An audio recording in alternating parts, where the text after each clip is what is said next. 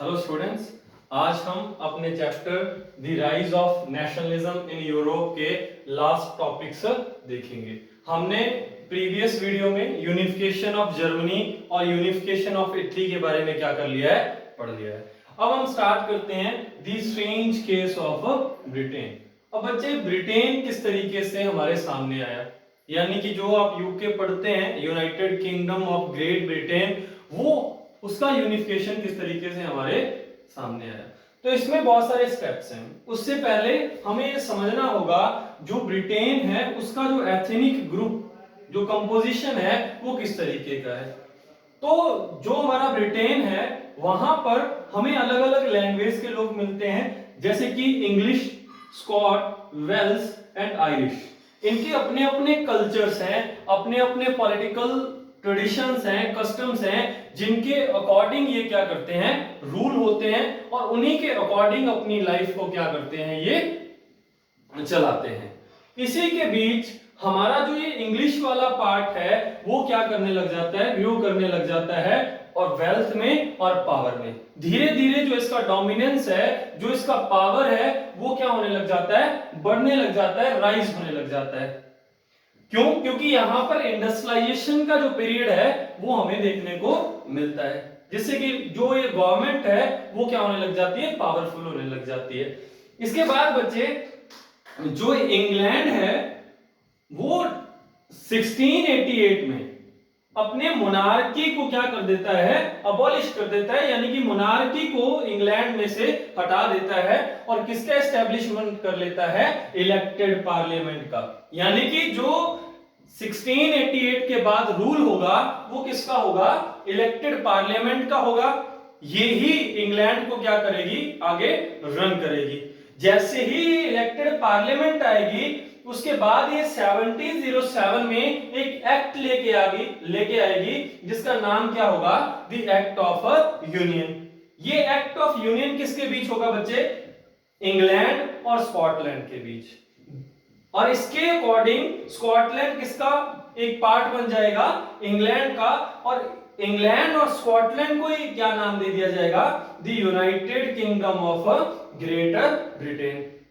यानी कि the act of union England को क्या बना देता है, the United kingdom of greater Britain. ये फर्स्ट स्टेप था जिसने कि स्कॉटलैंड को किसके डोमिनेंस में लाके खड़ा कर दिया, इंग्लैंड के। अब जैसे ही इंग्लैंड एक डोमिनेंट फैक्टर के रूप में काम करेगा तो वहां पर स्कॉटिश जो कल्चर होगा, जो लैंग्वेज होगी, उस पर भी अपना एक छाप छोड़ेगा। यानी कि जो ये इंग्लैंड के लोग हैं, जो इंग्लिश पार्लियामेंट है उसमें जो मेंबर्स होंगे वो कौन से होंगे, इंग्लिश बोलने वाले। और वो काम किसके लिए करेंगे, इंग्लैंड के लिए करेंगे, और मार्जिन पर किसे रखेंगे, स्कॉटलैंड वालों को। यहां पर इस तरीके से बहुत सारी रेवोल्यूशंस भी होगी, बहुत सारे ऐसे मूवमेंट्स भी चलेंगे कि हमारी जो कल्चर है, हमारी लैंग्वेज है, उसको भी क्या किया जाए, प्रमोट किया जाए। इसके साथ साथ बच्चे, जो इंग्लिश पार्लियामेंट थी वो लॉज जो बनाएगी वो किसके लिए बनाएगी, इंग्लिश कल्चर के लिए बनाएगी, इंग्लिश लैंग्वेज के लिए बनाएगी। और इसी के बीच एक और कंट्री, यानी कि एक और आइलैंड था जो कि आयरलैंड था। आयरलैंड में बच्चे दो तरीके, एक रिलीजन यानी कि क्रिश्चियन था, और वो दो पार्ट्स में क्या था, डिवाइड था। एक तो ऑर्थोडॉक्स क्रिश्चियंस, एक प्रोटेस्टेंट क्रिश्चियंस। जो ये प्रोटेस्टेंट क्रिश्चियंस थे वो क्या कर रहे थे, रेवोल्यूशंस कर रहे थे और अपने सिस्टम को लिबरल बनाना चाहते थे। और जो ये प्रोटेस्टेंट रिलीजन वाले थे, यानी कि जो प्रोटेस्टेंट क्रिश्चियंस थे, उनको सपोर्ट कौन कर रहा था, ये इंग्लिश वाले, यानी कि इंग्लैंड वाले। अब ये सपोर्ट जब उनको मिल रही थी तो बहुत सारी अपराइजिंग हुए आयरलैंड में। बट जो आयरलैंड था वहां पर जो ऑर्थोडॉक्स कम्युनिटी थी वो ज्यादा पावरफुल थी, और जो ये मूवमेंट्स ये चला रहे थे उनको इन्होंने क्या कर दिया, ऑर्थोडॉक्स वालों ने दबा दिया। बट टाइम पीरियड के हिसाब से आगे जाकर 1801 में इंग्लैंड ने आयरलैंड को फोर्सफुली क्या कर लिया, इनकॉर्पोरेटेड कर लिया। यानी कि 1801 में the United kingdom of great Britain का पार्ट कौन बन गया, आयरलैंड। जिससे कि हमारे सामने एक न्यू ब्रिटेन आया। अब ये न्यू जो ब्रिटेन था इसने कुछ सिंबल्स शो किए जिससे कि लोग अपने आप को क्या मान रहे थे, इस United kingdom of great Britain का पार्ट। इसने एक नया फ्लैग लेके आए जो कि यूनियन जैक था। अब से पूछा भी जा सकता है कि यूनियन जैक जो फ्लैग था वो कौन सी कंट्री का है।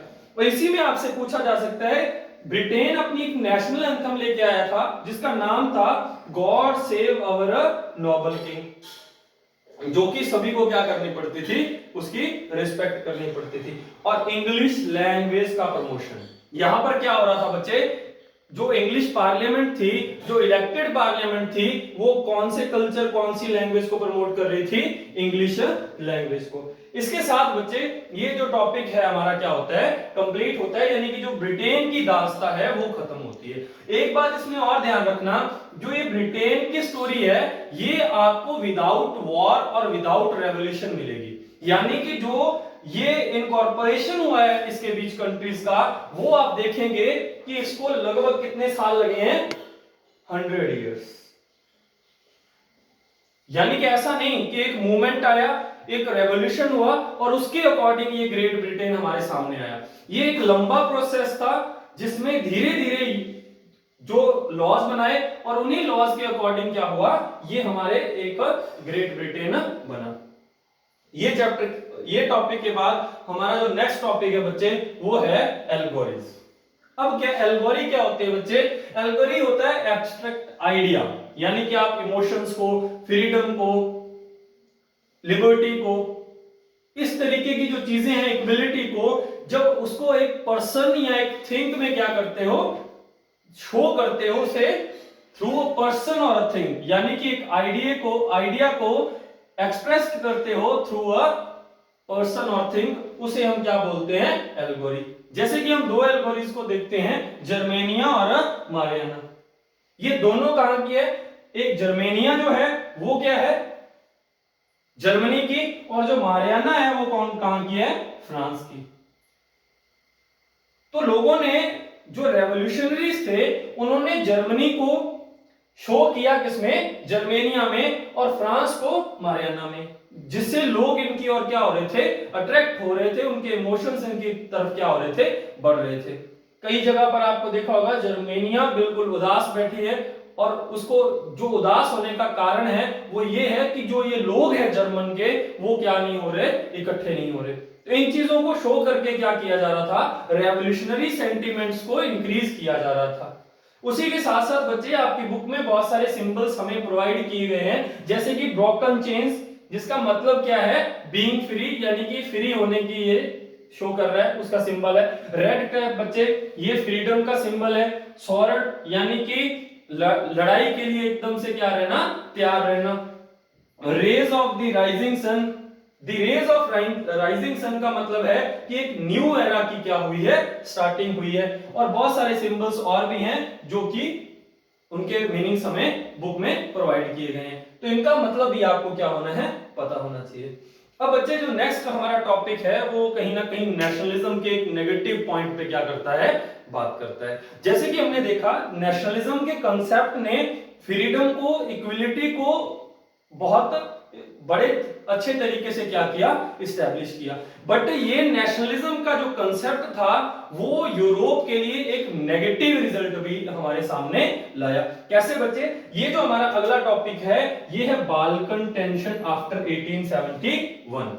जो बाल्कन रीजन था बच्चे, ये ज्यादातर जो पार्ट्स था इसका वो किसके अंडर आता था, ऑटोमन एम्पायर। और इसमें बहुत सारी कंट्रीज थी आज की, जैसे रोमानिया हो गया, बुल्गारिया हो गया, ग्रीस हो गया, ग्रीक हो गया, क्रोएशिया हो गया, स्लोवेनिया हो गया, सर्बिया हो गया, अल्बेनिया हो गया, बहुत सारी कंट्रीज थी। उन्हें किस नाम से जाना जाता था, स्लेव कंट्रीज, यानी कि स्लेविक कंट्रीज। अब ये कंट्रीज ऑटोमन एम्पायर का पार्ट थी, और इन कंट्रीज में क्या होने लगा, फ्रीडम मूवमेंट स्टार्ट हुए। रोमांटिसिज्म यानी कि जो रोमांटिक इमेजिनेशन था उसने क्या किया, यहां पर नेशनल सेंटिमेंट्स को, नेशनलिज्म के सेंटिमेंट्स को बढ़ाया, जिससे कि यहां बहुत सारे मूवमेंट्स चले, किसके अगेंस्ट, ऑटोमन एम्पायर के अगेंस्ट। और ये कंट्री अपने आप को एक नेशन बनाने की होड़ में लग गई। बट दिक्कत क्या थी? दिक्कत थी कि ये जो सारी कंट्रीज थी ये एक दूसरे से जेलसी करती थी और ये चाहती थी कि इन्हें बहुत ज्यादा टेरिटरी मिले और किसके भी आप पर मिले? दूसरी कंट्री के, यानी कि दूसरी कंट्री को तो कम मिले, हमें ज्यादा मिले। इस तरीके का जो कॉन्फ्लिक्ट था ये इनके बीच क्या था? बहुत ज्यादा बढ़ चुका था। और इसी का जो बेनिफिट था वो कौन सी कंट्रीज ने लिया? यूरोपियन कंट्रीज ने लिया। जब ये यूरोपियन कंट्रीज, जो रशिया था, प्रोशिया था उस टाइम, और जो जर्मनी था, फ्रांस था, ये सारे की सारी यूरोपियन पावर क्या करने लगी? इस एरिया में इंटरेस्ट लेने लगी, क्योंकि 1871 के बाद ये कंट्रीज अपने टेरिटरी के कंट्रोल को क्या कर रही थी? बढ़ाने का ट्राई कर रही थी। जब ये कंट्रोल को बढ़ाने का ट्राई कर रही थी तो ये कॉलोनीज को सेटअप करने लगी, यानी कि बहुत सारी कंट्रीज को अपने कंट्रोल में करने लगी। तो उनको लगा कि हमें किसको कंट्रोल करना चाहिए? हमें ये रीजन को कंट्रोल करना चाहिए, जिससे कि बहुत ज्यादा टेरिटरी हमारे कंट्रोल में आ जाएगी। और वो किसको वीक कर रही थी? ऑटोमन एम्पायर को भी वीक कर रही थी। जब उन्होंने, यूरोपियन पावर्स ने यहां पर अपना इंटरेस्ट दिखाया तो यूरोपियन कंट्रीज के बीच भी आपस में क्या हो गए? कॉन्फ्लिक्ट बहुत ज्यादा बढ़ गए। जो वो कॉन्फ्लिक्ट बढ़े उसने किसको आमंत्रण दिया? फर्स्ट वर्ल्ड वॉर को। यानी कि बहुत सारे बैटल्स हुए इन कंट्रीज को कंट्रोल करने के लिए और एंड में यूरोप में फर्स्ट वर्ल्ड वॉर हुआ, जिसमें कि बहुत सारे नेगेटिव कॉन्सिक्वेंसेस यूरोप को झेलने पड़े। प्रत्येक कंट्री यूरोप की इस सदमे से बहुत टाइम तक क्या नहीं आई? बाहर नहीं आई। और जब तक आई तब तक एक और वॉर आया, यानी कि सेकेंड वर्ल्ड वॉर। यानी कि पूरे तरीके से जो वर्ल्ड इकोनॉमी थी या यूरोप की जो इकोनॉमी थी उसको इसने क्या कर दिया? ध्वस्त कर दिया। यही टॉपिक के साथ जो हमारा चैप्टर है वो क्या होता है बच्चे? खत्म हो जाता है। इसमें हमने कहां तक छोड़ा? फर्स्ट वर्ल्ड वॉर तक छोड़ा। फर्स्ट वर्ल्ड वॉर हमारा थर्ड चैप्टर में भी क्या आएगा? थोड़ा बहुत इसका हम पढ़ेंगे। सेकंड चैप्टर में भी हम फर्स्ट वर्ल्ड वॉर के बारे में पढ़ेंगे और देन हम फर्स्ट वर्ल्ड वॉर और सेकंड वर्ल्ड वॉर थर्ड और फोर्थ चैप्टर के बाद में पूरी डिटेल से थोड़ा बहुत इसके बारे में जानेंगे। ठीक है बच्चे, इसी के साथ जो हमारा the rise of nationalism in Europe वाला चैप्टर है वो क्या हो गया है? कंप्लीट हो चुका है। आप पढ़ते रहिए, तब तक जो अगर आपका कोई डाउट है आप उसे कमेंट कर सकते हैं। धन्यवाद।